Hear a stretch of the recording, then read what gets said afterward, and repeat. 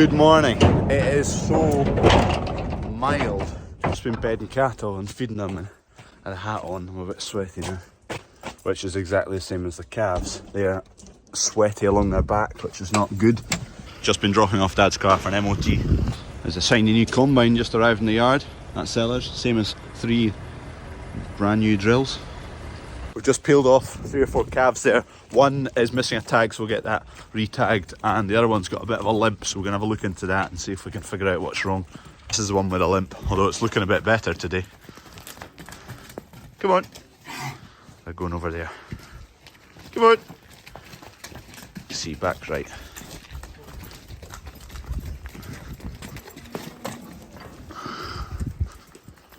It's been dry all morning, and now that we're outside, here comes the rain.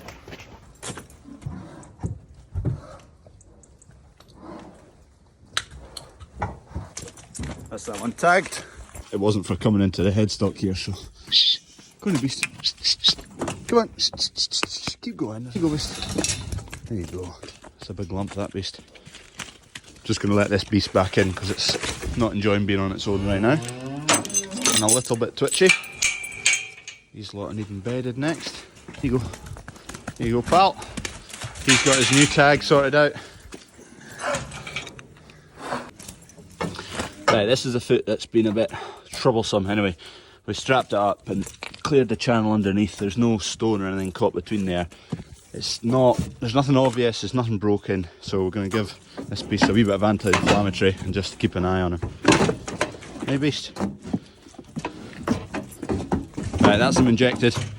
Bit of Mentacam should sort him out. There we go. Basically, there's no pussiness or anything, so he's not got an infection. There's no stone between his claws, so that's not irritating. Seems like he's had a wee bash somewhere, something like that, so a wee bit anti-inflammatory, and we'll just keep an eye on him from now. We'll get them bedded up now, and there's a hopper even filled up too. The perks of living on a farm with a farm shop. Ordered it was wrong. It's the kind of thing you can't reuse it because it's poached eggs and whatnot, so it goes in the fridge and me and Dad will eat it the next day. And here I am the next day.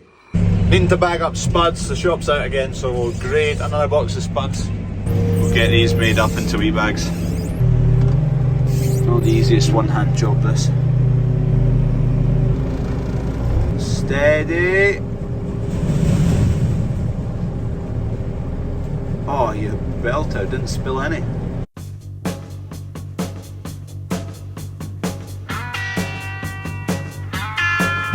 Job done, pallet of spuds made up, we'll get them into the chill. Not the best shaped bags to stack, but generally you can get 3 up the side just square and then taper in the way, and you take your time packing them. Most of the time they don't fall apart when you move them. 1 box of bakers, we'll get these into the chill as well. If you're coming for a baked potato in the next wee while, that'll be your baked tatty in there somewhere. What do you have on a baked potato? Put it down below. Coronation chicken, egg mayo, beans and cheese. Whoa, now we're talking. Don't forget to like this video if you've not. Cheers.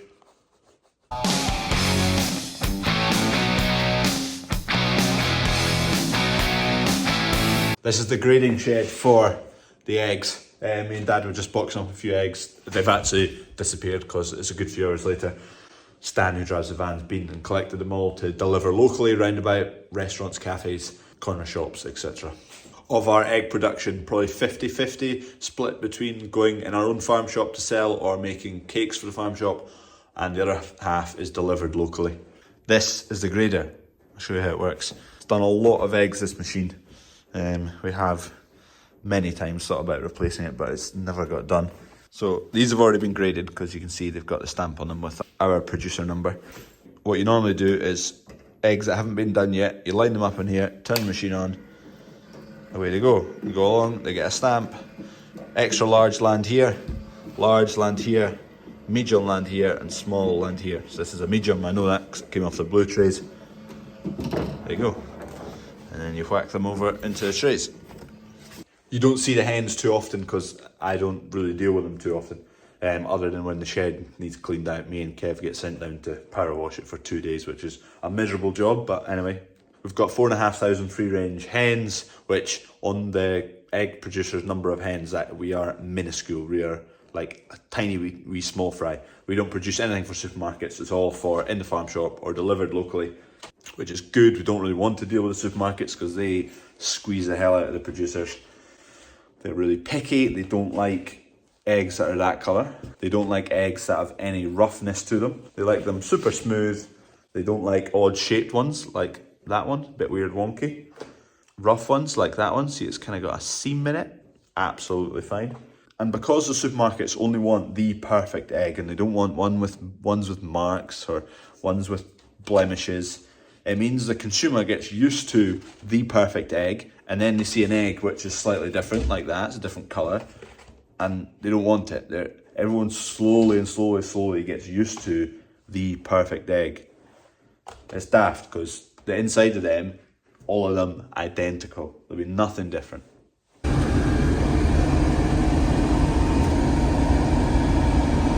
Heading down here because there's geese.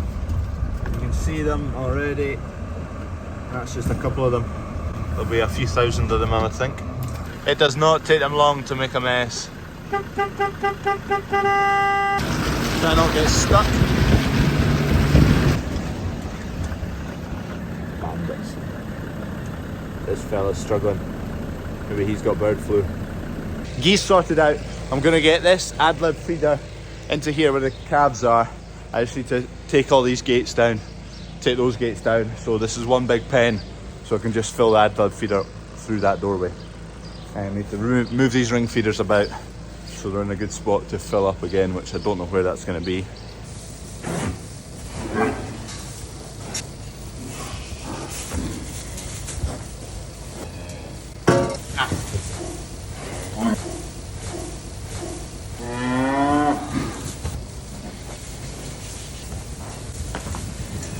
They're a bit excited, fleeing back and forward. Almost done.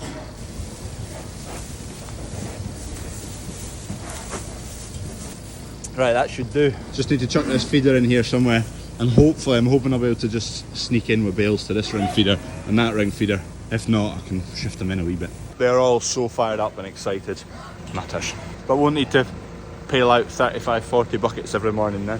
Just fill the feeder up with the forklift. There you are, boy. Oh, yes. Paul, good boy. Come on, out the road. I've left the gate up there and a pillar in the middle, so I can close that gate off. Come on. Oh, you bandit. When you go? When you go? Just means if we have to sort them out, it's a wee bit easier. I'll just wrap that round there for now. Just going to be 2 minutes. Job done. Those two are scrapping. This side's got fresh bedding. That side's got a bit older bedding. I'll bed them all tomorrow because I'm away after that for a week. Dad'll have a bit less bedding to do. I'll fill up this feeder tomorrow as well. We've got a stuck Highland cow. Just spotted her over there. Silly beast. It's going to get twitchy when I arrive because they're not the calmest of things.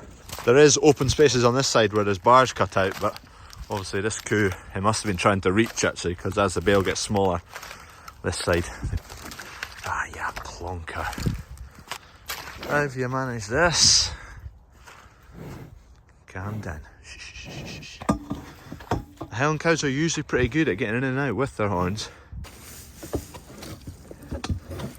What she's done is she's been eating away at this and filled in the pocket below, so she can't get her head low enough to get the top of the horn underneath the top of the feeder. So I'm just working my way at getting rid of this straw without getting fucking spiked with them horns. She's not in the best mood. I don't mind squashing my finger between the horn and the bale. It's not going to do too much damage, but I don't want to squash my hand between the horn and the metal. That'll hurt. So I'm trying to...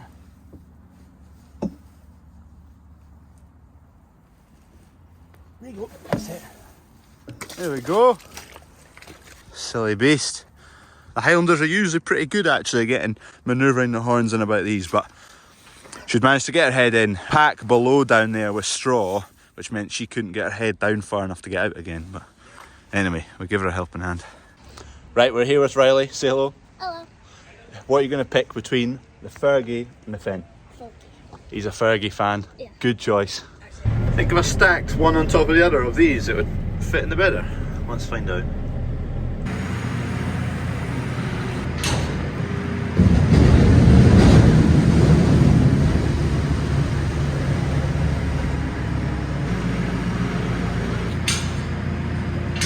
Top straw's gonna fall out.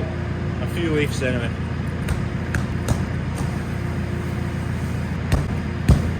So I'd say this was a mediocre idea. I'm not too sure how this is gonna go.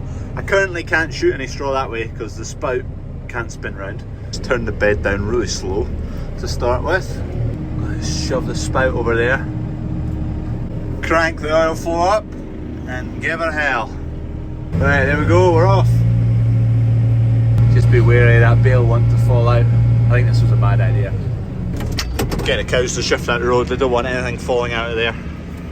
We've got it sorted. There was too much in it. It was basically, I think what was happening is the bed wasn't able to pull it forward because it was all jammed in there, but I managed to sugar it about. I won't be putting 2 bales in it again. Makes light work of bales once you get going. We're back to a single.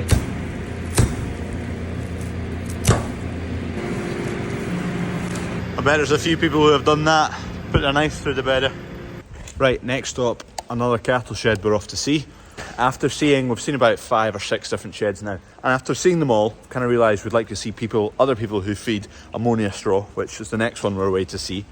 Just because if you're feeding ammonia straw, generally a month before calving you switch over to silage, so you're feeding both, as well as at some point you might want to add a bit of barley into the ration. So, and I'm not keen on going down a mixer wagon. I don't want a mixer wagon. So we're away to see another place. We'll see how we get on. We're starting to kind of get a few more. I think we've got 2 different design concepts that suit how we want to run the cattle. We're getting there, slowly but surely. It's not like a grain store where at the end of the day it's just a big shed and an open floor and we've got some divider walls that we move about. There's a lot more to a cattle shed and it's a lot more permanent. You're in it every day. You're handling cattle very often. You want to make it efficient, you want to make it safe, efficient. Efficient is the same realm as speedy to do things. Nice for the cattle to be in, nice for me to be in, nice for anyone else to be in, and not cost the earth. Not asking for much. This was the very first plan, which we are not going with. Definitely not. It's been abandoned. Anyway, this is what we're going to build, if you make sense of it. So this farm, they're feeding ammonia straw, mixed with a bit of silage sometimes, most of the time actually. The reason we've come here is because we're feeding ammonia straw, and finding a system that suits ammonia straw is proving a wee bit tricky, but coming here has definitely helped. Saw a wee machine that I think could suit, because I'm not too keen on a feeder wagon or a mixer. They have a mixer here as well, but they're not massively keen on it. There it is. But this machine rolls out the bales. It's got a wee clutch mechanism, so the headstock slides out to pick up bales, and then when you push it back in, it engages again, and you turn this bed and it unrolls the bale. So you go along the side of the shed, you come along the front edge of the shed where you're feeding, and you just roll out the bales, or the ammonia straw bales. So I like that idea. Cows seem happy. No scrape passages here. Plenty straw. We do have plenty straw as well, so is that a reason not to go for a scrape passage? I'm not going to go through too much of it. We've been talking for quite a while, going through all the bits around here, but I've showed you quite a few sheds recently. Very interesting, good setup. A lot of ideas to think about, even more ideas. Deep troughs, he likes these. Passage at the back, split them for calving pens or make it a creep once all the calves have gone. Thanks for watching. If you've not already, please subscribe. We'll see you tomorrow, won't we, Baxter?